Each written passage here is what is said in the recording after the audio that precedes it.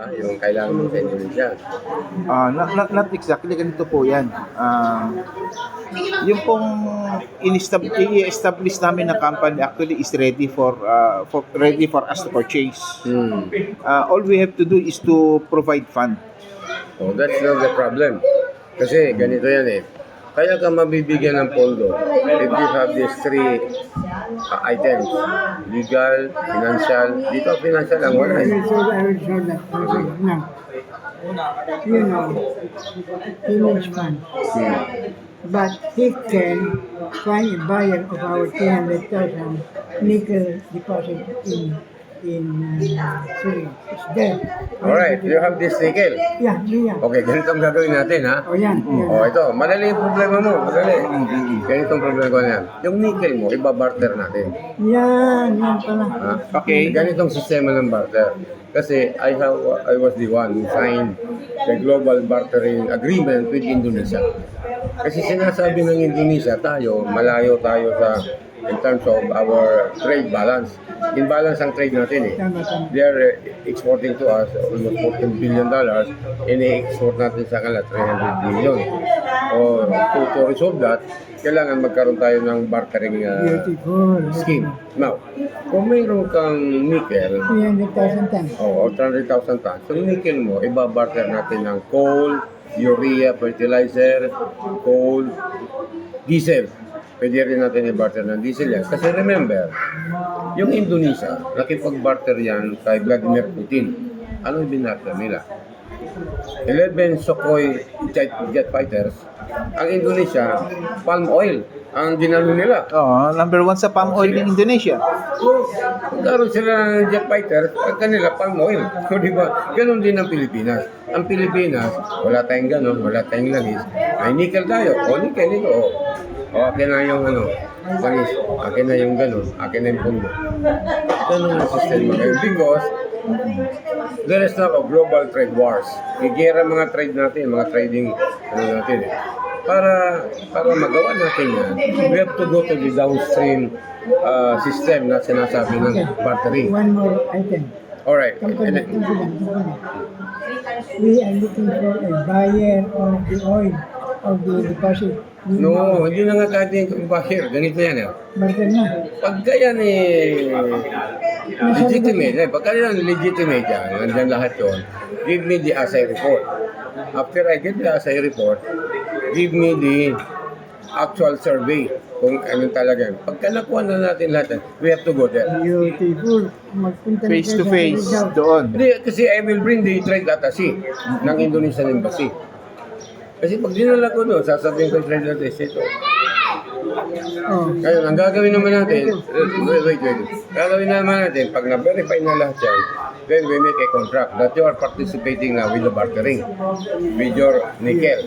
Now, ang mangyayari dyan ngayon, we will go both of us to San Miguel Corporation. Mr. San Miguel, di ba may kailangan ko ng coal? Panggatong, yung coal. They're using 20 million tons of coal yearly. O magkano bili nila? $300 per ton. You multiply that with 20 million. That's $600 million. Kasi, no. Kaya, mga almost $6 billion. $6 billion. O di yung presyo mo ng nickel, wipe out. So, paano gagawin? Ito yan, ha? Maganda. Ang bayad nito is deferred payment. Hindi ka kagad babayaran kasi baka may bayad sa'yo. Biglang pag kinabukasan, wala na pala dyan. Kasi sa Indonesia, nangyayari yan. Ano ba, sabihin doon. Ito, isang tambak na ito kasi laki ng Araneta Center. You pay advance, then after 1 month, you come back. Pwede mo nang ilundang sa barko. Pagdating ng barko mo ngayon, wala na yun. Kasi bakit? Ang humahakot yan, 1,000 truck. Ibig sabihin, gano'n ang sistema ng mafia doon.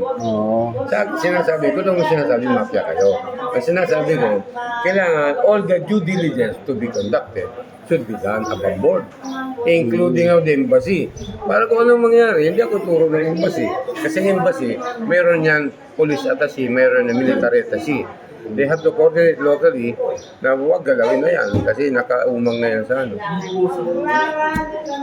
Ganun ang sistema ng bartering. So, yung nickel mo naman, kasi ganito nung sinabi ni President Widodo na wala nang nickel export, na nickel ore, ang ginawa ng China, nagsilipat doon.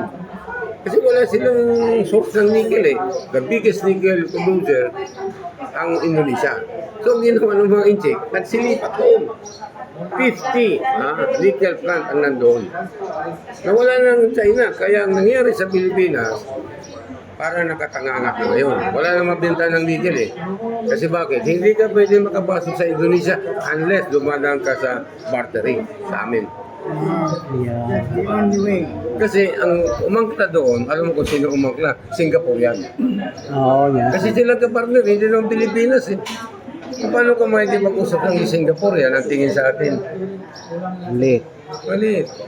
Pero tayo, bartering tayo, we are authorized by the Indonesian Embassy and Indonesian government under the Ministry of Trade and Industry. Kaya ito, nagpirma ng bartering. Out of 115 million Filipinos, ako ang pumirma. In behalf. Yan ang important. Kasama ko dyan si Secretary Pascual at that time kasi 2022 pinirmahan eh. Kasama na.